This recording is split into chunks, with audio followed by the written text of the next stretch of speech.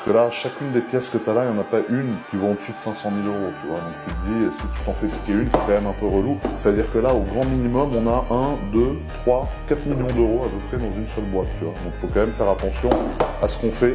Ici, on a des modèles qui sont plus portables. Alors qu'est-ce qu'on a de sympa ici? On a une Audemars Piguet, donc ça c'est une Jumbo, une 15202 ST, donc ça c'est très sympa. Elle est stickée, tu vois, elle est encore neuve cette pièce, j'ai jamais porté. Ici, on a une Rolex, donc Oyster, cadran Tiffany Blue, pardon, donc ça c'est la plus demandée aussi. Elle est très belle, elle est toute mate la montre, tu vois, il n'y a pas de partie polie dessus, donc ça c'est tout simplement magnifique. Daytona acier cadran blanc, Daytona acier cadran noir, donc ça c'est deux classiques qui pour moi il faut avoir dans une collection de montres. Une Sprite sur bracelet jubilé, donc ce qu'on appelle bracelet jubilé, c'est les bracelets qui sont comme ça. Et la Sprite à la base c'est une montre de gaucher, donc c'est une montre qui est faite pour être portée à droite, que moi je porte à gauche quand même, mais du coup on a l'impression qu'elle est à l'envers tout le temps, mais c'est sympa, c'est assez original. Et ici on a la Tudor Black Bay